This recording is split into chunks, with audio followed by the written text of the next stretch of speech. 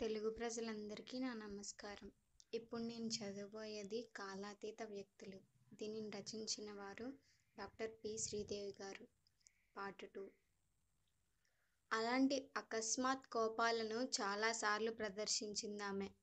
అయితే తాను మాత్రం ఆ కోపానికి చాలా విస్తుపోయి ఊరుకునేవాడు కానీ అనునయించే ప్రయత్నం చేయలేకపోయాడు. అంతేకాదు, ఆమెకు కోపం వస్తే మరింత భయపడిపోయేవాడు ప్రకాశం. ఆ భయంతో ఆమెను సమీపించడానికే జంకేవాడు. మళ్ళీ ఇందిరే వచ్చి ఆ జంకు పోగొట్టేది. ఆ మధ్యలో కృష్ణమూర్తి 2 సార్లు వచ్చాడు. కోరుకున్నట్లుగా అతనికి ఇందిరను పరిచయం చేశాడు ప్రకాశం. ఇంకా ఆ రోజంతా వాళ్ళిద్దరూ ప్రకాశం గదిలో కూర్చొని ఎడతెరిపి లేకుండా కబుర్లు చెప్పుకున్నారు. ఆ బాతాకానితో విసిగెత్తిన ప్రకాశం చదువు వేషంతో మెడిసిన్ పుస్తకం పట్టుకొని గదిన ముందు వరాండాలో కూర్చున్నాడు. ఇందిరతో మాటలు కలుపుకోవడంలో కృష్ణమూర్తి చాలా చురుకుదనం కనపరిచాడు. ఇందిర కూడా అతనితో సరదాగా మాట్లాడింది. చాలాసేపు ఉభయులు ఏవేవో చర్చలు సాగించారు. మరొకసారి కృష్ణమూర్తి వచ్చినప్పుడు మెట్ల గదిలోనే ఇందిర కనబడి లోపలికి రమ్మని ఆహ్వానించింది. అతడు సందేహించకుండా లోపలికి వెళ్ళాడు. ఇందరితో చాలాసేపు కాలక్షేపం చేశాక గాని ప్రకాశం దగ్గరకు వెళ్ళనే లేదు. ఆ రోజు రాత్రి నాన్నకు సుస్తీగా ఉందని ప్రకాశాన్ని పిలుచుకొచ్చింది ఇందిర. అతడు వచ్చి స్టెతస్కోపుతో పరీక్ష చేసి, మొన్న మనం కొని తెచ్చిన మాత్రలు 2 వేసుకోండి. కొంచెం ఫ్రెష్ ఎయిర్ ఎక్కువైంది. అంతకన్నా మరేమీ లేదు అని ఇందిర నాన్నతో అనేసి వెళ్ళిపోబోతుంటే ఇందిర తండ్రి ఆనందరావు ప్రకాశం చేయి పట్టుకొని కూర్చోవై వెళుదువుగాని అన్నాడు కుర్చీ చూపిస్తూ. తండ్రి పడుకున్న ఈజీ చైర్ వెనకాతల చేతులు చాపిస్తూ ఇందిర మూతి అదోలా తిప్పి, అతనెందుకు కూర్చుంటాడు నాన్నా? నీకు ఒంట్లో బాగాలేదంటే తప్పదు భగవంతుడా అని వచ్చాడు. ఇంకా కొన్ని నెలలు పోతే డాక్టర్ అవుతాడు కదా, ఆ మాత్రం రాజసం ఉండొద్దూ? కృష్ణమూర్తి చూడు, పిలవగానే వచ్చి ఎంతసేపు కూర్చొని వెళ్ళాడో అని ఎత్తిపొడిచింది. ప్రకాశం మొహం చిన్నబుచ్చుకొని, అబ్బే గర్వం దేనికండి, ఏదో నాకు అలవాటు లేదంతే, చిన్నప్పటి నుండి ఇంతే నేను అంటూ తప్పనిసరిగా కుర్చీలో కూలబడ్డాడు. ఆనందరావు కబుర్లలోకి దిగాడు. హాస్పిటల్ సంగతులు, చదువులు, డాక్టర్లు అంటూ పడక కుర్చీలో కూర్చొనే విశ్వపర్యటనం చేశాడు. అంతసేపు ఇందిర ఎందువలనో మౌనంగా ఉండిపోయింది. మర్నాడు సాయంత్రం 6 గంటలయ్యేసరికి కృష్ణమూర్తి ఖరీదైన సూట్లో వచ్చి దిగబడ్డాడు. అతడెప్పుడూ వచ్చే వేళే అది. ఇందిర ఆ సమయానికి ప్రకాశం గదిలో ఉంది. ప్రకాశం మాత్రం ఇంట్లో లేడు. కృష్ణమూర్తి తన మామూలు అలవాటు ప్రకారం సగం మెట్లమీద నుంచి ప్రకాశం అని కేకపెట్టాడు. ఇందిర మెట్లమీదకి తొంగి చూసి, ఓ కృష్ణమూర్తిగారా, రండి రండి అంది. అతను బూట్లు టకటకలాడిస్తూ పైకి వెళ్ళాడు. అటూ ఇటూ చూసి, ప్రకాశం లేడా అన్నాడు. లేడు, లైబ్రరీకి వెళ్ళాడు. రేపేదో క్లాస్ టెస్ట్ ఉందట. ఓహో, ఈ మధ్య రూమ్ తాళం వేయకుండా మీ కేర్ ఆఫ్ కి వదిలి వెళ్తున్నాడన్నమాట అన్నాడు అతను ఆర్యోక్తితో. ఒక్క రూమేమిటి, అతనే నా కేర్ ఆఫ్ లో ఉన్నాడు అంది ఇందిర మరింత దర్పంగా. అలాంటి జవాబు వస్తుందని ఊహించుకోలేకపోయాడు. అతను వెంటనే విషయం మార్చి, మీ నాన్నగారికి ఒంట్లో ఎలా ఉందండి అన్నాడు. బాగానే ఉంటుంది, ఈ మధ్య కాస్త లేచి తిరుగుతున్నారు కూడా. అన్నట్లు కృష్ణమూర్తి గారు, మీరు చెస్ బాగా ఆడతారు కదూ నవ్వుతూ అడిగింది ఇందిర. అదెవరు చెప్పారు అన్నాడు ఆశ్చర్యంగా. ఇంకెవడు చెబుతాడు, ప్రకాశం చెప్పాడు. మా నాన్నగారు చదరంగం అంటే చెవి కోసుకుంటారు. మీకు తీరికగా ఉన్నప్పుడు వచ్చి 2 ఎత్తులు వేస్తూ ఉండండి, ఇద్దరికీ కొద్ది కాలక్షేపం. ఇప్పుడు ఇంట్లో ఉంటే బాగుండిపోను నాన్నగారు, కానీ బీచ్కి వెళ్ళారు అంది. అతనికేదో స్ఫురించినట్లయింది. మనం కూడా బీచ్కి పోదాం, రాకూడదు అని సూచించాడు. వీధి కిటికీలోకి చూస్తూ నిలుచున్న ఇందిర ఏమనుకుందో గాని ఒక్క క్షణం ఆలోచించి సరే పోదాం పదండి. కాస్త కాలక్షేపమైనా అవుతుంది. బట్టలు మార్చుకొని వస్తాను కూర్చోండి అని వెళ్ళిపోయింది. అతని హృదయం ఆశ్చర్యంతో కూడిన సంతోషంతో నిండిపోయింది. తనతో బీచ్కి రావటానికి ఇంత త్వరగా ఇందిర ఒప్పేసుకుంటుంది అనుకోలేదు. 5 నిమిషాలయ్యాక కృష్ణమూర్తి గారు రండి అన్న ఇందిర కేక కింద నుండి వినిపించింది. ఆ కేకతో గబగబా మెట్లు దిగిన అతనికి ఇందిర, ప్రకాశం ఇద్దరూ సాక్షాత్కరించారు. ప్రకాశం వంక పలకరింపుగా ఒక చూపు చూశాడు గాని అతనికి నోటమాట రాలేదు. ప్రకాశమే ముందు పలకరించాడు. ఎలా చదువుతున్నావోయ్ అని. అతను వలయాలుగా సిగరెట్టు పొగ వదులుతూ పెద్ద చదువుకు ఏముందిరెద్దు, ఒక సబ్జెక్టే కదా అన్నాడు. ముగ్గురు మౌనంగా మివ్రా బీచి వైపు నడిచారు. కృష్ణమూర్తి కిందటేడు ఏవిఎస్ కాలేజ్లో BA పరీక్షకు వెళ్ళాడు.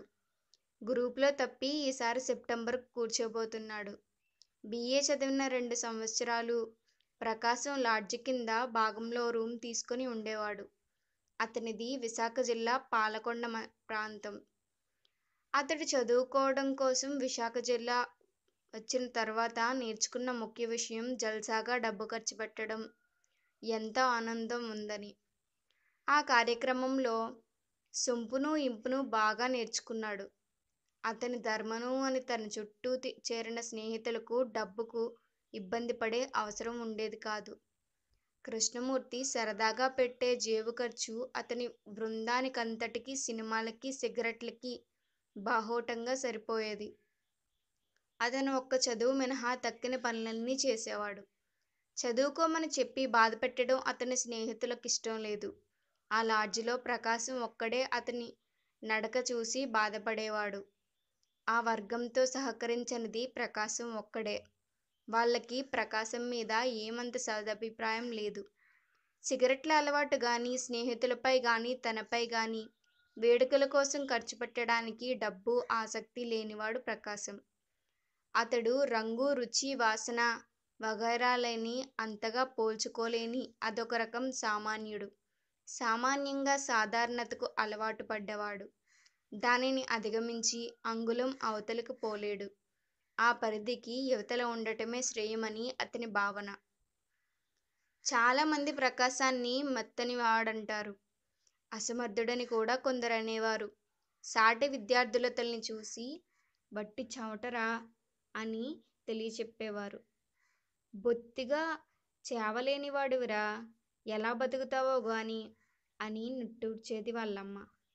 అతని మామయ్య కూడా వీధరుగు మీద కూర్చొని ఏ మనసొప్పుతోనో కబుర్లు చెప్పుతున్నప్పుడు, మా చెల్లెలు పోరు పడలేక వీడిని డాక్టర్ చదువుకు పంపించాను గాని చిన్నప్పటి నుండి చూస్తున్నాను కదండీ, వీడిది వట్టి పిరికిగుండె, వట్టి చవలవాజమ్మ, చవలపిల్లిని చూసి భయపడే రకం, వీడికి డాక్టర్ గిరి ఏమిటి నా తలకాయ అనేవాడు.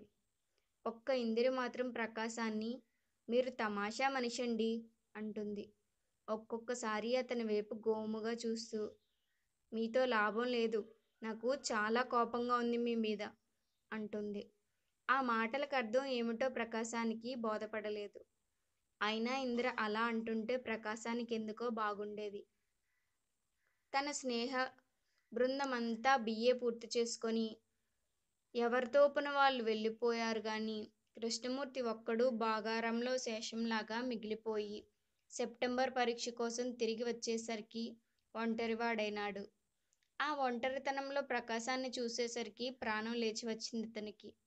అంతే, గట్టిగా పట్టేసుకొని హమ్మయ్య నువ్వైనా మిగిలున్నావు, అదంతా కాదు అన్నట్లు ప్రకాశం లాడ్జికి వస్తూ పోతుండేవాడు.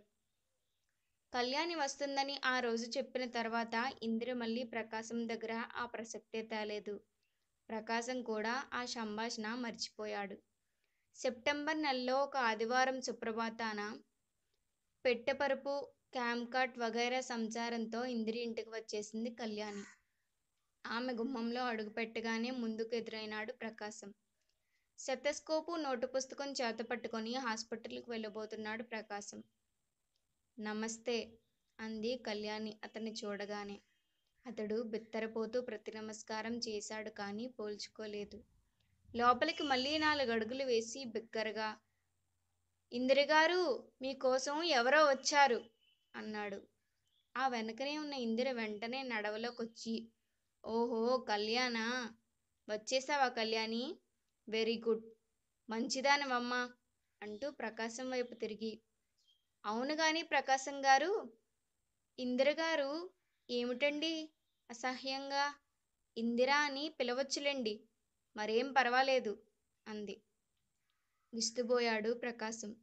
ఒక కొత్త అమ్మాయి ముందు అలా అంటుందేంటి ఇందిర? డాబా మీద ప్రకాశం గదికి సరిగా కిందనున్న గదిలో సామానంతా సర్దుకుంది కళ్యాణి. మిగతా 3 గదుల్లో ఒకటి భోజనాల గది, ఇంకోటి ఇందిర శయ్యాగారం, మిగిలింది ఆనందరావు ఉండే గుహ. వంట బెడద లాంటిదేదీ ఇంతవరకు లేదు.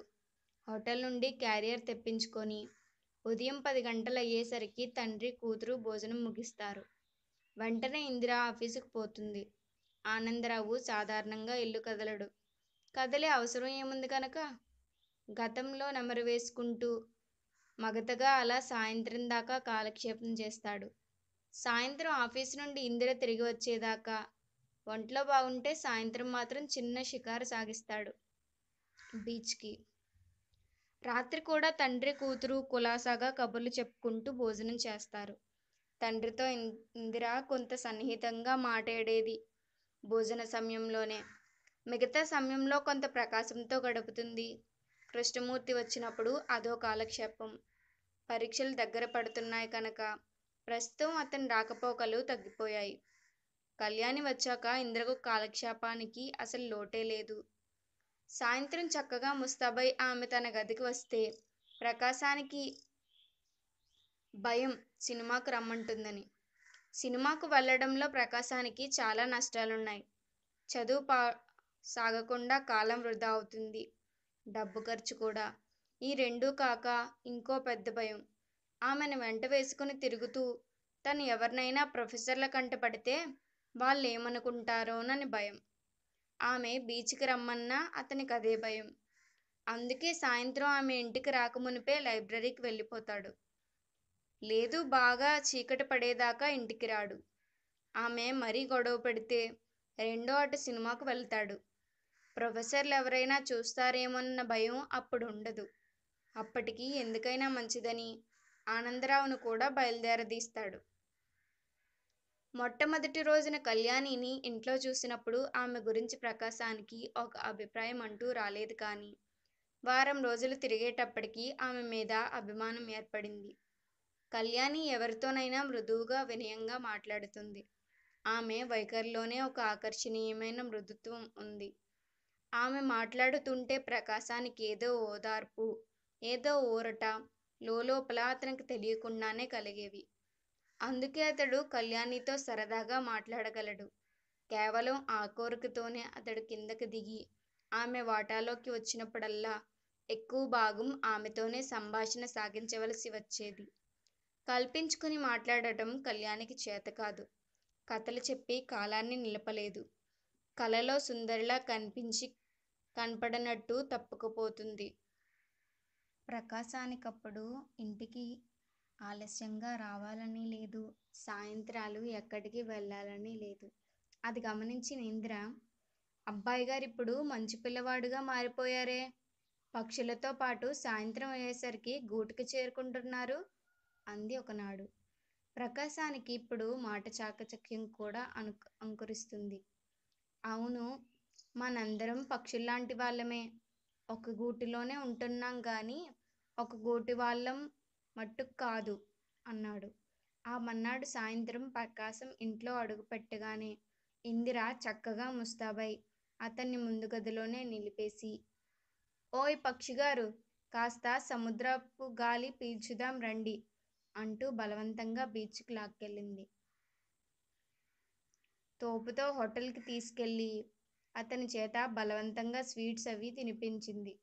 సముద్రపు ఇసుకలో ఆడుకుంది. పాటరాని ప్రకాశాన్ని పాట పాడమని వేధించింది. రాత్రి 9ంటికి ఇద్దరూ కొంప చేరుకున్నారు. ముందర రూంలో లైటు వెలుగుతుంది కానీ కళ్యాణి రూంలో చీకటిగా ఉంది. కళ్యాణీ! అని అరుచుకుంటూ గదిలోకి వెళ్ళింది ఇందిర. జవాబు రాలేదు. లైటు వెలిగించి చూస్తే మంచంమీద అచేతనంగా పడుకున్న కళ్యాణి కనబడింది. అప్పుడే నిద్రపోతున్నావా కళ్యాణీ? భోంచేశావా? అంటూ ఇందిర కళ్యాణి మొహం ఇటు తిప్పబోయేసరికి వేళ్ళు చురుక్కుమన్నాయి. చెయ్యి వేసి చూస్తే కళ్యాణి ఒళ్ళు కాలిపోతుంది. ప్రకాశంగారూ! కళ్యాణికి జ్వరం! అంది ఆమె బొంగురు గొంతుకుతో. ఒక్క ఉరకలో మేడమీదికి వెళ్ళి థర్మామీటర్ తెచ్చాడు ప్రకాశం. వణుకుతున్న చేతులతో గుండెలో దడతో థర్మామీటరు కళ్యాణి నోటికి అందించాడు. రిస్ట్ వాచ్ వైపు చూస్తూ నిమిషం గడిచాక ఎంతుందో చూడండి ఇందిరగారు అన్నాడు. థర్మామీటరు బల్బు వెలుగుకి దగ్గరగా పెట్టి చూస్తూ 103 అంది ఆమె. ప్రకాశం చెవులు రింగుమన్నాయి. స్టెతస్కోప్ కోసం మళ్ళీ మేడమీదకి పరిగెత్తాడు. తెల్లవారుతుండగా తుని రైల్వే స్టేషన్లో అప్పుడొక బండి ఆగేది. చాలా కాలం నాటి మాట. ఇంకొక 4 ఏళ్లలో రెండో ప్రపంచ యుద్ధం వచ్చేస్తుంది. అప్పట్లో ఆ ప్రాంత ప్రజలు ఊహించలేదు. ఆ బండి దిగి ఎవరైనా నందూరు వెళ్ళదలుచుకుంటే ముచ్చటైన మువ్వల జట్కా ఎక్కి 12 మైళ్ళు ప్రయాణం చెయ్యాలి. కంకర్ రోడ్డు మీద గజానికో 4 గోతులు మినహాయిస్తే రోడ్డు బాగానే ఉంటుంది. చీకటి తెరలు విడి భూమంచుల నుండి వెలుగు ప్రచురిస్తుంటే కంకర్ రోడ్డు మీద జట్కా ప్రయాణంలో అందం లేకపోలేదు. దూరాన పొగమంచులు చిమ్మే నీలకొండలు, దారి కిక్కురుమనల డొంకలు, అడవి పాలపిట్టల అరుపులు, మధ్య మధ్య చిన్న చిన్న పొలాలు. బంగారు పంటలు పండేవి కావు. కానీ ఎలాంటివైతే మాత్రం ఎవరేం చేస్తారు కనుక. అలా గంటన్నర ప్రయాణం చేశాక రోడ్డు పక్కన వాగు తగులుతుంది. వాగు దాటాలి. వాగులో ఎప్పుడో కానీ నీళ్లుండవు. అవతల ఒడ్డునే గ్రామం. మొదట్లోనే ఓ 100 పూరి గుడిసెలు, సమృద్ధిగా పంటలు. అన్నీ దాటిన మట్టిలాటి మీదుగా వెళితే అక్కడక్కడ పెంకుటిళ్ళు, ఇంటికప్పుల నుండి పొగ, కొద్దిగా జనసంచారం. ఎడ్లు, నాగళ్ళు, గొడ్ల చావడులు, రచ్చబండలు, రామమందిరం, చిన్న శివాలయం. ఆ ఊరు కూడా ఆదర్శవంతమైన భారతీయ గ్రామం అనటానికి సందేహం లేదు. ఆదర్శవంతమైన మురికి, అనారోగ్యం, నిస్సహాయత, పేదరికం, నిరక్షరాస్యత ఎక్కడి వలెనో అక్కడ కూడా ఉండేది. ఇది నాటి మాట కాదు. నేటిది కాదు. నాటి మాట.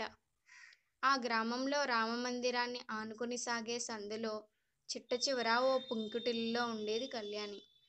కాంగ్రెస్ ప్రముఖులు ప్రయాణం చేసి కొత్తగా మంత్రి పదవులు స్వీకరించిన రోజులవి.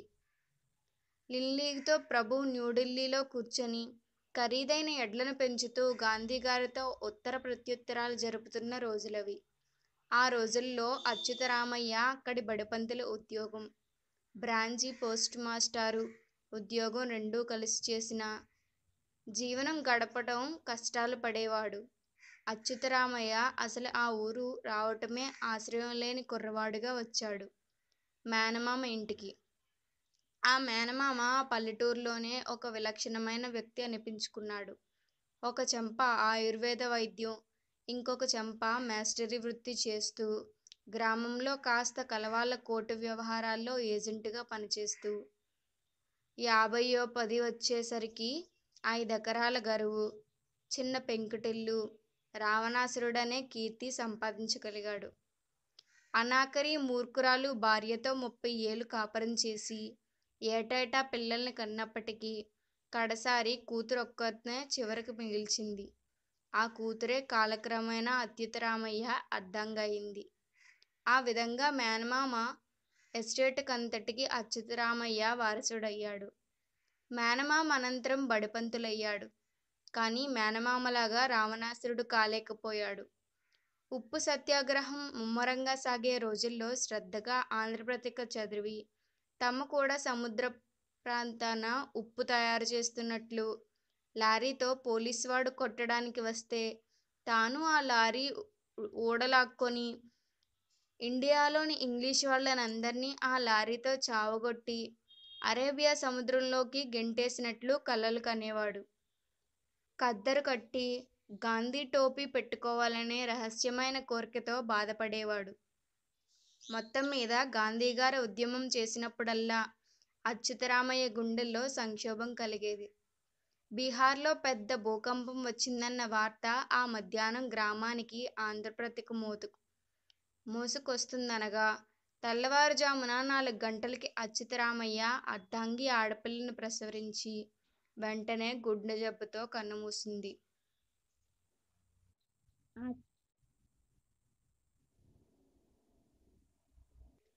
ఆ శిశువే కళ్యాణి. కేకారణ్యంలో కుందేలుకి దెబ్బ తగిలితే గిలగిల్లాడి బాధతో మూలుగుతుంది కానీ దానికి ఇంకేం అవగాహన కాదు. ఆ వేటగాడెవడో తనను ఎందుకు గుండె దెబ్బ కొడుతున్నాడో, అందువలన ఎవరికైనా ప్రయోజనం ఉందో లేదో కుందేలుకి అసలేమీ అర్థం కాదు. భార్య మరణించినప్పుడు అచ్యుతరామయ్య ఆ కుందేలులాగే బాధపడ్డాడు. దుఃఖానికి కూడా అతీతమైన దిగ్భ్రాంతి ఏదో అతనిలో కలిగింది. భార్య ఎందుకిలా అగాంతకంగా ప్రాణాలు విడిచినట్లు? ప్రాణస్పందనతో అప్పుడే భూమి మీద పడిన శిశువును ఎవరు పెంచుతారు? ఏమిటి అన్యాయం? ప్రతిఘటించాలనుకున్నాడు. ఎలాగా? ఎవరితో ప్రతిఘటన? అతనికి ఎక్కడలేని కోపం వచ్చింది. గాంధీగారికి గట్టిగా ఓ ఉత్తరం రాయాలనుకున్నాడు. కానీ రాయలేకపోయాడు. అయినా అతనితో దానికోసం మాత్రం చాలా కాలం ఉండిపోయింది. ఆ కోపం ఏ ఒక్క మనిషి మీద, పరిస్థితి మీద కాదు, మొత్తం జీవితం మీదనే కోపం.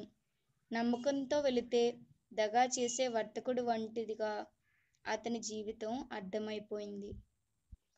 పక్కింటి ధర్మాత్మురాలు ఒకామె 9 పిల్లలు. ఆ పసిగొడ్డును తెచ్చి ఏడాది పాటు పెంచింది. ఆ పిల్లకి నామకరణం చేసింది కూడా ఆ ఇల్లాలే. ఎందుకు పెట్టిందో ఆవిడకు కూడా సరిగ్గా తెలియదు కానీ కళ్యాణి అంటూ ఆవిడ పెట్టిన పేరే స్థిరపడిపోయింది. పిల్లకు ఝాన్సీ లక్ష్మీబాయ్ అని పేరు పెడితే బాగుండునని అచ్యుతరామయ్య అనుకున్నాడు కానీ పక్కింటి ధర్మాత్మురాలి మీద కృతజ్ఞాభావంతో ఆమె పెట్టిన పేరే ఖాయం చేశాడు. కళ్యాణికి సంవత్సరం నిండిన తర్వాత ఎక్కడో గాలించి వెతికి పట్టుకుని అచ్యుతరామయ్య ఓ పినతల్లిని తీసుకురాగలిగాడు. ఆమె బాలవితంతువు. నా అన్నవాళ్ళెవరూ లేని అనాథ. ఆ ముసలావిడ తిరగడుతోనూ బాంధవ్యాన్ని బట్టి చూస్తే ఆమె తనకు పిన్నతల్లో లేక కళ్యాణికి పిన్నతల్లో అచ్యుతరామయ్యకి అర్థం కాలేదు. అంచేత తను పిన్ని అని పిలిచేవాడు. ఏడాది శిశువుకు కూడా ఆ పిలుపే అలవాటై పిన్ని అని పిలిచేది. కళ్యాణి పెంపక భారం ఆ పిన్నిగారి చేతిలో పెట్టేసి అచ్యుతరామయ్య నిశ్చితంగా ఊపిరి పీల్చుకున్నాడు. సంవత్సరం నుండి నడక ప్రారంభించిన కళ్యాణి కాళ్ళకు వెండి మువ్వలు చేయించాడు. మెడలో చిన్న పులిగోరు పతకం తగిలించాడు. నట్టింట్లో ఆ పిల్ల తిరుగుతూ ఉంటే అలా ఆప్యాయంగా చూస్తూ కళ్యాణిని ఝాన్సీ లక్ష్మీబాయ్ ఇంతటికన్నా దాన్ని చేసేయాలి అనుకునేవాడు ఓ మాటు. సరోజినీ నాయుడంతటి దాన్ని చేసేయాలి అనుకునేవాడు ఇంకో మాటు. ప్రాయంలోనే భార్యను పోగొట్టుకున్న అచ్యుతరామయ్య బాల్యం నుండి వైధవ్యము, బీదరికం తప్ప ఇంకేమీ ఎరుగని పిన్నిగారు కలిసి కళ్యాణిని పెంచారు. ఆ ఇంటి వాతావరణంలోనే ఏదో శూన్యత, విధురత్వం అంతర్లీనంగా ఉండేవి. ఆటపాటలకి ఇరుగు పొరుగు పిల్లలున్నా ఇంట్లో సాహచర్యం ఆ ఇద్దరితోనే. చిరుతిండి పెట్టడం, గోవిందనామాలు నేర్పడం తప్ప పిల్లకి ఇంకేమివ్వాలో పిన్నిగారికి తెలియదు. కాగితం పడవలు చేయటం, చనకరకం బట్టలు కుట్టించటం, పిల్ల నిద్రపోయే వేళల్లో ఒళ్ళంతా నిమిరి ఏవేవో జ్ఞాపకం తెచ్చుకుని లోలోపల బావురుమనడం తప్ప చిన్నపిల్లని ఎలా పెంచాలో అచ్యుతరామయ్యకు అసలే తెలీదు. 5 ఏళ్ల కళ్యాణి నాన్నతో పాటు బడికెళ్ళేది. 8 ఏళ్ల కళ్యాణి పిన్నితో పాటు గుడికెళ్ళేది. 10 ఏళ్ల కళ్యాణి రుక్మిణీ కళ్యాణం, గజేంద్ర మోక్షం, వేమన శతకం కంఠస్థం చేసి కరణంగారి కోడళ్ళ దగ్గర చిలకమర్తి వారి నవలలను ఎరువు తెచ్చుకొని కూడ పలుక్కొని చదివింది. యుద్ధం ఆపేశారు అని ఊళ్ళో అమ్మలక్కలు కూడా అనుకుంటుంటే విని, పిన్ని చిన్నప్పుడు చెప్పిన రామాయణ యుద్ధం అదేనేమో అనుకొని ఏదో తెలిసిందానిలా తృప్తిపడింది. 11 ఏళ్ల కళ్యాణికి పెళ్ళికొడుకు వెతకమని పిన్నిగారు ఒకనాడు అచ్యుతరామయ్యతో అంది. అంతవరకు కూతురి భవిష్యత్ గురించి అపస్మరంగా ఉన్న అచ్యుతరామయ్య అమాంతంగా ఉగ్రుడై, ఏమిటి? నా కూతురికి పెళ్ళా? ఇంకా పూర్తిగా కళ్ళు తెరవని పసిపిల్లకి పెళ్ళా? వీల్లేదు. దాన్ని చదివిస్తాను. ఝాన్సీ లక్ష్మీబాయి అంతటి దాన్ని, పోనీ సరోజినీ నాయుడంతటి దాన్ని చేసేస్తాను అంటూ ఆగడం చేసి, వారం తిరిగేలోగా 100 రూపాయలు అప్పుచేసి కూతుర్ని పినతల్లిని తునిలో మకాం పెట్టించాడు. కళ్యాణికి బడికి వెళ్ళడం ప్రారంభించింది. 15 ఏళ్ల కళ్యాణి స్కూల్ ఫైనల్ పాసయింది. తెలివైన పిల్ల అని టీచర్లంతా ఏకగ్రీవంగా నిశ్చయించుకొని అమ్మాయిని పై చదువుకు పంపించాలని అచ్యుతరామయ్యతో గట్టిగా చెప్పారు. ఇకనైనా చదువు చాలించి అమ్మాయికి పెళ్ళి చేసేయమని పినతల్లి దుమారం లేపేసింది. పోనీ పెళ్ళి చేసేసి ఆ పైన చదివిస్తేనో అనుకున్నాడు అచ్యుతరామయ్య. ఆ వేసవిలో సంబంధాల కోసం ప్రయత్నించాడు. వారి మూల్యం అప్పుడతనికి పూర్తిగా తెలిసివచ్చింది. అందరూ మన్మధులే, అందరూ బృహస్పతులే.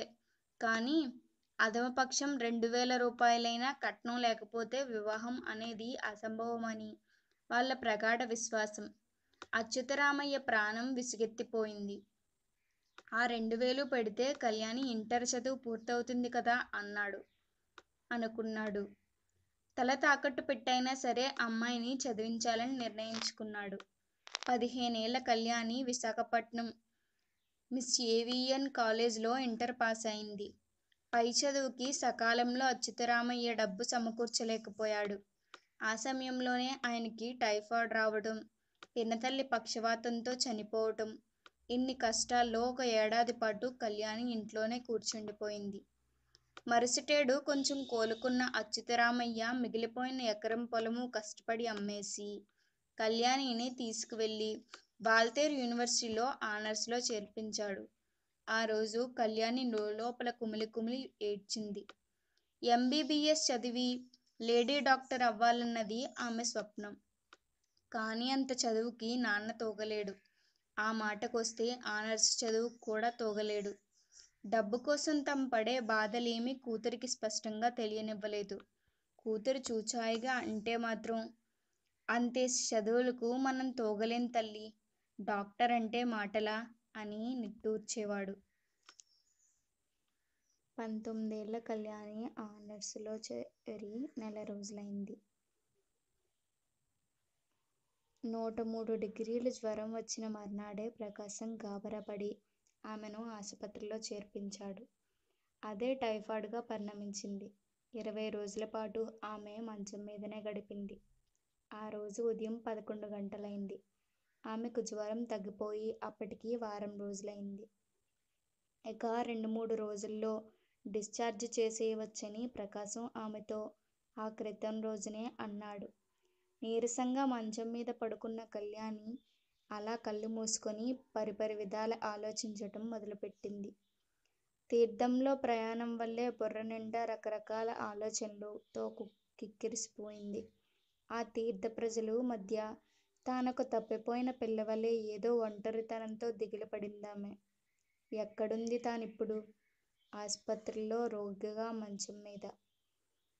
ఆర్ధట సంచిత ప్రారబ్ధ కర్మనే ఆసుపత్రి పాలు కొన్నాళ్ళు అంటూ పినతల్లి పాడే ఏదో పిచ్చిపాట జ్ఞాపకం వచ్చింది తనకి. తన చుట్టూరా రోగులు, తన ఒక రోగి. ఇందిర దయవల్ల ఆమె ఇంట్లో తనకి చోటు దొరికింది. ప్రకాశం పరిచయం కూడా కలిగింది. ఎంత మంచివాడు ప్రకాశం! మగవాళ్ళంతా ఇలాగే ఉంటారా? తనకు తెలిసినంతవరకు నాన్న తప్ప తక్కిన మగవాళ్ళంతా అదో రకంగా, ఏదో విచిత్రంగా కనబడేవారు. ఎందుకో తనకి మగవాళ్ళంటే భయం. పాపం పిన్ని చచ్చి ఏ స్వర్గాన ఉందో కానీ దుష్టులకు దూరంగా ఉండాలమ్మా, వాళ్ళకెప్పుడూ దూరంగా ఉండడమే మంచిది అంటుండేది. నిజమే మరి. కరణంగారు అల్లుడు పెళ్ళాన్ని వాతలు పట్టి చంపేశాడు.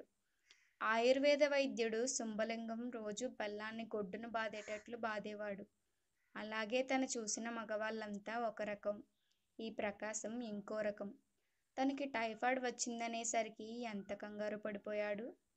ఆసుపత్రిలో అమాంతం అందరి డాక్టర్ల చేత పరీక్ష చేయించాడు పాపం. నాన్నకంటే ఎక్కువ బెంబేలు పడిపోయాడు.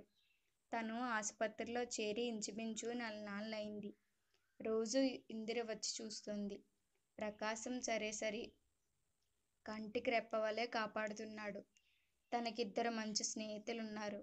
ఇంకేం భయం? జన్మజన్మలకి వాళ్ళు తన స్నేహితులుగా ఉంటారు అనుకుంది కళ్యాణి. అలా ఏవేవో ఆలోచిస్తుంటే విపరీతమైన తలనొప్పి వచ్చేసింది కళ్యాణికి. కళ్ళు మూసుకొని పక్కకు తిరగబోతుంటే జోళ్ళ చప్పుడు వినిపించింది. ఉలిక్కిపడి మళ్ళీ ఇటు తిరిగింది. ప్రకాశం వస్తున్నాడు. ఆ జోళ్ళ చప్పుడు అతనిదో మైలు దూరంలో ఉన్నా సరే ప్రకాశం వస్తున్నారంటే తనకు తెలుస్తుంది. తను పోల్చుకోగలదు. ఎలాగ పోల్చుకుంటుందంటే తనకే తెలియదు. వస్తూనే మంచం దగ్గరగా స్టూల్ లాక్కొని కూర్చొని, హలో కళ్యాణి గారు, ఒంట్లో ఎలా ఉందివాళ అంటూ పలకరించాడు ప్రకాశం. వస్తూనే బాగానే ఉందండి. టెంపరేచరు నార్మలే. నీరసం తప్పితే మరేమీ లేదు. ఇందిర ఎలా ఉంది అంది కళ్యాణి. ఇందిరకేం, ఆమె ఫస్ట్గా ఉంది. ఇంకా నిద్రలేచి ఉండదులేండి అంటూ కళ్యాణి చేయి తీసుకొని నాడి చూశాడు ప్రకాశం. గోడకు తగిలించి ఉన్న కేస్ షీట్ తీసి చూశాడు. చిరునవ్వు నవ్వుతూ ప్రోగ్రెస్ బాగుంది. 2 రోజుల్లో ఇంటికి తీసుకెళ్ళిపోతానులేండి. మీరు చాలా మంచి పేషెంట్. చెప్పినట్లు విని డాక్టర్తో కోఆపరేట్ చేస్తారు. అందుకే త్వరగా ఇంప్రూవ్ అవుతున్నారు అన్నాడు. కళ్యాణి మాట్లాడలేదు. ఆమె మొహంలోకి అకస్మాత్తుగా ఏదో విషాదమేఘం వచ్చేసింది. ఎందుకలా ఉన్నారు అన్నాడు ప్రకాశం. కళ్యాణి రాణి చిరునవ్వు తెచ్చుకోవటానికి ప్రయత్నిస్తూ, అబ్బే ఏం లేదు, కొంచెం తలనొప్పిగా ఉంది అంతే అంది. అబద్ధం తలనొప్పి ఉండొచ్చు కానీ ఇంకేదో కూడా మిమ్మల్ని బాధిస్తోంది. ఏదో విపరీతంగా ఆలోచిస్తున్నట్టున్నారు. అవునా అన్నాడు ప్రకాశం. కళ్యాణి గతుక్కుమంది. భలేవారండి మీరు రోగాన్ని పోల్చగలరనుకున్నాను. మనస్సు కూడా పోల్చుకుంటారు అంది చిలిపిగా. ప్రకాశం ఆమె కళ్ళల్లోకి కొంటెగా చూస్తూ, పోల్చనివ్వకుండా ఎక్కడో దాచేసుకుంటే తప్ప అన్నాడు. పోల్చుకోగలిగిన ఔదార్యముంటే దాచేసుకున్న మనస్సును కూడా వెతికి పోల్చుకుంటారు అంది కళ్యాణి తృప్తిగా అతని వంక పారిన కళ్ళతో చూస్తూ. అబ్బే, పిచ్చి పిచ్చి ఆలోచనలతో మనసు పాడు చేసుకోకూడదు. ఇంటి మీద బెంగగా ఉందా? ఇన్నాళ్ళు వద్దన్నారు పోనీ, ఇప్పుడైనా నాన్నగారికి ఉత్తరం రాయమంటారా? జ్వరం తగ్గిపోయిందిగా. ఇంకా ఆయన చూసినా కంగారు పడరు, సంతోషిస్తారు. ఏం? అబ్బే వద్దండి. ఆయనకు అనవసరంగా శ్రమ దేనికి? ఆయన ఆరోగ్యం కూడా ఏమంత మంచిగా లేదు. నేను ఆ సంగతి అనుకోవటం లేదు. ఒంటరిగా పడుకొని ఏదో ఆలోచిస్తుంటే ఏదో దిగాలుగా ఉందంతే అంది కళ్యాణి. అలాంటి దిగుళ్ళు ఒంటరిగా కూర్చుంటే అందరికీ వస్తాయి అన్నాడు ప్రకాశం. మీకు దిగుళ్ళేమిటండి? హాయిగా మెడిసిన్ చదువుతున్నారు. రేపో మాపో డాక్టరై ప్రాక్టీస్ పెట్టి 2 చేతులా అర్జిస్తారు అని కళ్యాణి ఇంకా ఏదో అనబోతుంటే ప్రకాశం అడ్డువచ్చి, దూరపు కొండలు నునుపంటారే అలా ఉంది మీరు చెప్పేది. నేను ఈ చదువు పూర్తి చేసేటప్పటికి మాట కదా, చూసుకుందాం. నా చదువు ఏ క్షణంలో ఆగిపోయినా ఆగిపోవచ్చు అన్నాడు. కళ్యాణికి ఏమీ అర్థం కాలేదు. అదేమిటలా అంటారు అంది ఆతృత కంఠంలో ధ్వనిస్తుండగా. అదంతలేండి, అంతా మా మేనమామ దయ. చిన్నప్పుడే మా నాన్న పోయారు. అమ్మ నేను మా మేనమామ పంచన చేరాం. నాన్న మిగిల్చిందంతా కలిసి ఓ 10 ఎకరాల పాలు. మేనేజ్మెంట్ అంతా మా మేనమామదే. అందులో ఇప్పటికెంత మిగిలిందో, మేమెంత తినేశామో, మా పేరు చెప్పి ఆయనెంత తినేశాడో అంతా పరమరహస్యం. మామయ్య వచ్చినా చెప్పడు. మా అమ్మ ఏడుపు భరించలేక నన్ను మెడికల్ చదివిస్తున్నాడు. అంతా దినదినగండం. ఏ నెలకా నెల డబ్బులు లేదంటాడు. అంతా అయిపోయిందంటాడు. నిజమో తెలీదు, అబద్ధమో తెలీదు.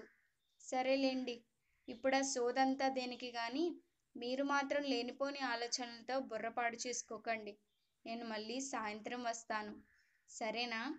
మీరు చెప్పినట్టు వింటారు కదూ అంటూ లేవబోయాడు. ఆశ్చర్యంతో కూడిన బాధతో ఆమె గుండె క్షణంలో బరువెక్కిపోయింది. పైకి ఇంత హాయిగా గంభీరంగా కనిపించే ప్రకాశానికి కూడా కష్టాలుంటాయన్నమాట. ఆమెకి ఆ గడియలో ప్రకాశం మేనమామ మీద చెప్పలేని కోపం వచ్చేసింది. వెళుతున్నారా? అంది నీరసంగా. ఏం? వెళ్ళాలిగా మరి అన్నాడు ప్రకాశం. వెలుదురుగాని ఒక్క 5 నిమిషాలు కూర్చోండి అంది ప్రాధేయపడుతూ. మళ్ళీ స్టోలు మీద కూలబడ్డాడు ప్రకాశం. మళ్ళీ సాయంత్రం వస్తానుగా. ఇందులో కూడా వస్తుంది. ఆమెతో ఏమైనా చెప్పమంటారా? అన్నాడు లాలనగా. అబ్బే, చెప్పటానికి ఏమీ లేదు. మీరున్న కాసేపు నాకు ధైర్యంగా ఉంటుంది. అంచేత కూర్చోమన్నాను. సాయంత్రం తప్పకుండా వస్తారు కదా? అన్నట్లు లైబ్రరీకి వెళ్ళి చదువుకోవాలేమో. చూసారా నాదెంత స్వార్థమో. మరేం పర్వాలేదు. సాయంత్రం తప్పకుండా వస్తాను. మిమ్మల్ని డిశ్చార్జ్ చేసే వరకు ప్రతి సాయంత్రం వస్తాను. ఒక్క షరతు మీద. మీరు దిగులుగా బెంగగా ఉండకూడదు. హాయిగా ధైర్యంగా ఉండాలి. మరి వెళ్ళిరానా? అతను తొందరలో ఉన్నట్లు గ్రహించింది కళ్యాణి. సరేనన్నట్లు తలూపింది. తర్వాత అతడన్న ప్రతి మాట గ్రహించింది కళ్యాణి. నెమరు వేసుకోవటం మొదలుపెట్టింది. నర్సు తరచూ ఓదారుస్తుంది తనను. ఇందిర ఆ పనే చేస్తుంది. ప్రకాశము అందుకే ప్రయత్నిస్తాడు. కానీ ముగ్గురు ధోరణిలో ఎంత తేడా ఉంది. ప్రకాశం ఏది చెప్పినా లాలించినట్లుంటుందే, అంత మృదువుగా ఉంటుందే. డాబా చుట్టూరా చీకట్లు పేరుకుంటున్నాయి. గదిలో మంచం మీద రగ్గు కప్పుకు పడుకున్నాడు ప్రకాశం. ఈలపాట పాడుకుంటూ మెట్లెక్కి వచ్చు తలుపు దబీమని తోసి డాక్టర్ గారు అని కేకేసింది ఇందిర. మొహం మీద రగ్గు తీస్తూ ఎవరది ఇందిరా అన్నాడు ప్రకాశం. పోల్చుకున్నావే. పర్వాలేదైతే. పూర్తిగా స్మారకం పోలేదు కాబట్టి బతికే ఉన్నానన్నమాట. లైట్ వేసుకోలేదేం అంటూ స్విచ్ వేసింది ఇందిర. అప్పుడే ఇంత చీకటి పడిందా? లేదు, రాత్రి 8 కావస్తుంది కదూ. ఎండ కరకరా పొడుచుకొస్తుంది. సంతోషించంగాని భోజనం చేసావనుకున్నాను. క్యారియర్ అలాగే ఉంచి పడుకున్నావేం అని చిన్నపిల్లాడిని గద్దించినట్లు గద్దించింది. తలనొప్పిగా ఉంది, తర్వాత తింటాను అన్నాడు ప్రకాశం భయపడుతూ. ఇందిర గట్టిగా ఏదైనా చెప్తే కాదనే ధైర్యం అతనికి లేదు. కొద్ది రోజుల్లోనే ఆ అథారిటీ సంపాదించేసిందామె. మీరు అనడం నుండి నువ్వు అనడం ప్రారంభించి అలాగ పిలవటం ప్రకాశానికి కూడా నేర్పింది. అసలు తలనొప్పి ఎందుకు తెచ్చుకున్నావు? సంజాయిషి చెప్పు కోర్టువారికి. లేచి మంచం మీద కూర్చున్నాడు ప్రకాశం. ఏమిటి అల్లరి? తన మీద ఇంత అధికారం ఎవరిచ్చారామెకు? మనసు బాగోలేదిందిరా. సాయంత్రం ఓ స్నేహితుడితో కొంచెం ఘర్షణ పడ్డాను. అప్పటి నుంచి మనస్సు చికాగ్గా ఉంది.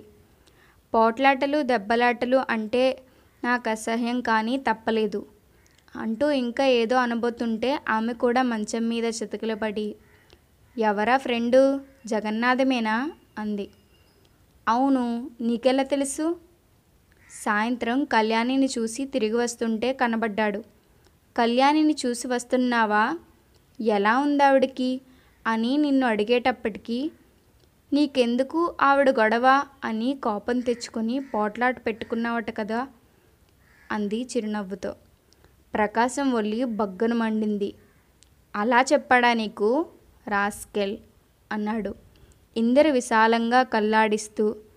తగ్గు మరి, అంత కోపం దేనికి? కళ్యాణికి ఎలా ఉందోనని సింపతి కొద్దీ అడిగితే ఏడిశాడు. సింపతి కాదు, వాడి తలకాయ. స్కౌండ్రల్స్ పుట్టించటంలో మా కాలేజ్ మొత్తం మీద వాడే అఖండుడు. అసలు జరిగిందేంటో చెప్పక అలా గంగు వెర్రులా ఎత్తుతావేం? అంది ఇందిర. ఏముంది జరగడానికి? కళ్యాణిని చేసి నేను తిరిగి వచ్చేస్తుంటే లాన్లో తారపిల్లాడు. సిగరెట్ పీలుస్తూ అదోలా ఫోర్స్ పెట్టి, ఫిమేల్ వార్డుకు వెళ్ళొస్తున్నావా బ్రదర్? మన వాళ్ళంతా క్షేమమేనా అన్నాడు. అందులో వ్యంగ్యం చూసి అసహ్యం వేసింది. కనబడ్డ ప్రతిసారి అంతేవాడు, గుచ్చుకున్నట్లు మాట్లాడతాడు. వీడిని చెక్ చేయకపోతే లాభం లేదని గట్టిగా పెట్టవలసి 4 పెట్టేశాను అని తీవ్రమైన కంఠంతో అన్నాడు. 1,00,000 మంది 1,00,000 మాటలు అంటారు. అలాగని కనబడ్డ ప్రతి మనిషితోనూ మనం పోట్లాట పెట్టుకుంటామా? అయ్యగారి తెలివితేటలు ఎక్కువవుతున్నాయి. రోజు రోజుకి ఇలా పోటాడితే ఇంకా అనుకుంటారు. వాటిని అలా వదిలేసి మన పని మనం చూసుకోవాలి కానీ ఇలా అయితే ఎక్కడికని? అంది ఇందిర. ప్రకాశానికి ఆ వాదన నచ్చలేదు. నిన్నే ఎవరైనా అలా అంటే ఊరుకునేదానివా అని తిరుగు ప్రశ్న వేశాడు. అబ్బో, ఇలాంటివి రోజు 1,00,000 మాటలు వింటుంటాను. మా ఆఫీస్లోనే ఉన్నారు అలాంటి పనులు చేసేవాళ్ళు.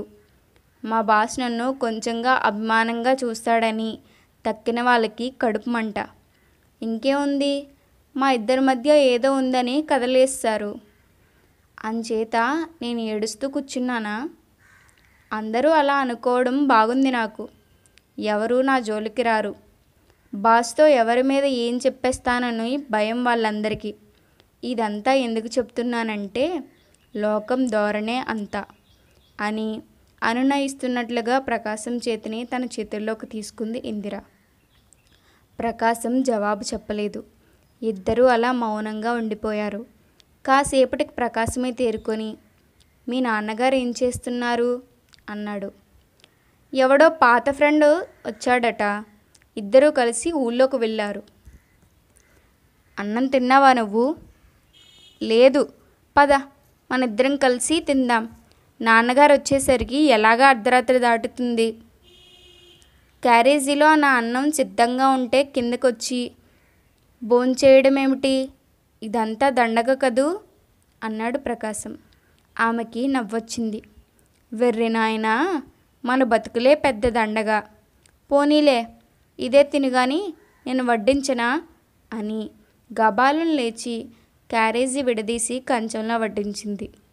మరి నువ్వో అన్నాడు ప్రకాశం. ఐడియా, 1 minute అంటూ చిటికి వేసి తుర్రుని కిందకెళ్ళి క్షణంలో మళ్ళీ పైకొచ్చింది వడ్డించిన ప్లేటుతో. కూర్చో ప్రకాశం, ఇద్దరం కలిసి తిందాం ఇవాళ అంది.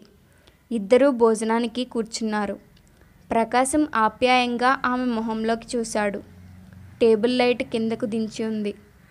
కిటికీలోంచి వెన్నెల కాంతి ఆమె ముంగురులపైన కదులుతుంది. ఆమె పెదవులపైన విచిత్రమైన నవ్వు వెలుగుతుంది. అతని మనసులో తీయని తలపేదో తలుక్కుమని మెరిసింది. వెంటనే తలదించేసుకొని భోజనం సాగించాడు. ఇంత ఆలస్యమైనా చల్లారిపోయినా ఇదివరకెన్నడూ ఎరగని హాయి ఆ రాత్రి భోజనం దగ్గర అనుభవించాడు ప్రకాశం. దగ్గర కూర్చొని అన్నయిస్తూ అన్నం తినిపిస్తే తినడం అతనికి ఇంతవరకు ఎరగడు. ఊహ తెలిసిన నాటి నుండి మేనమామ ఇంట్లో పెరిగాడు. తన తల్లే ఆ ఇంట్లో వంట వండేది. వంట పూర్తయ్యాక ఆమె ఏ మూలో కొంగుపరుచుకొని నడుం వాల్చేది. నలుగురితో పాటు తనకు ఇన్ని మెతుకులు పడేసేది మేనమామ భార్య.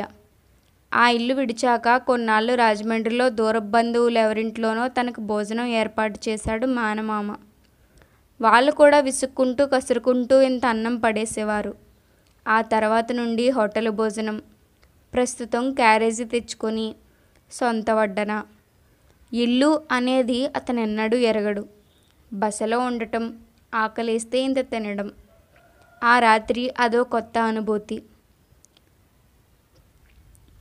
పరుపున కూర్చొని ఒక స్త్రీమూర్తి వడ్డిస్తున్నది. స్వయంగా తినిపిస్తున్నది. బంగారు గాజులు గలగల్లాడిస్తూ ఒక తరణి అనురాగంతో నెయ్యి వేస్తూ ఇంకో గరిటె వెయ్యనా? కూర వదిలేసావేం? సహించడం లేదా? అంటూ పరీక్షగా ప్రశ్నలు వేస్తుంటే హోటల్ భోజనమే అతనికి జిహ్వకెంతో రుచిగా ఉంది. తినే పళ్ళెము, తాగే గ్లాసు అన్నీ అందంగా కనబడ్డాయి. ఏదో తన్మయతతో అతని హృదయం నిండిపోయింది. ఇద్దరూ భోజనం ముగించారు. పక్కపాడి అతని చేతికందిస్తూ, నువ్వెంత పసివాడివి ప్రకాశం. సరిగ్గా తిండి తినడం కూడా తెలీదు నీకు. ఉండు, రేపటి నుంచి నిన్నో కంట కనబెడుతుంటాను అని గోముగా నవ్వింది ఇందిర. అంతకంటేనా అని మాత్రం అనగలిగాడు ప్రకాశం. ఆ క్షణంలో అతనికి లోకమంతా ఆనందమయంగా కనబడింది. ఆఖరికి సాయంత్రం పోట్లాడిన జగన్నాథాన్ని కూడా క్షమించేశాడు. ఏమిటాలోచిస్తున్నావు? అంది ఇందిర. ప్రకాశం బయట వెన్నెల వైపు చూస్తూ, ఏమీ లేదు, నువ్వు చెప్పింది నిజమే ఇందిరా. జగన్నాథంతో అనవసరంగా పోట్లాట పెట్టుకున్నాను.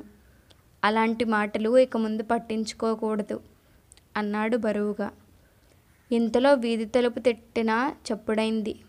ఇందిర చప్పున లేచి ప్రకాశం చెవి పట్టుకొని పిండుతూ, ఇంకెప్పుడు అలాంటి పనులు చెయ్యకు. నేను చెప్పినట్లు విను, బాగుపడతావు. నలుగురితోనూ పోట్లాటలు పెంచుకొని యుద్ధాలు చేయవలసినంత ఏం చేశావు కళ్యాణిలో అనేసి తుర్రున మెట్లు దిగి వెళ్ళిపోయింది. చెంప చెల్లుమన్నట్లయింది. ఇందిరా, మాట మాట అని అరిచాడు. ఇందిర వెనక్కి తిరిగి చూడలేదు. గుమ్మాన్ని ఆనుకొని అలాగే చాలాసేపు నిల్చుండిపోయాడు ప్రకాశం. అందరికీ ధన్యవాదాలు. మరిన్ని కథలను వినటం కోసం స్వరారోహణం ఛానల్ని సబ్స్క్రైబ్ చేసుకోవటం మర్చిపోకండి.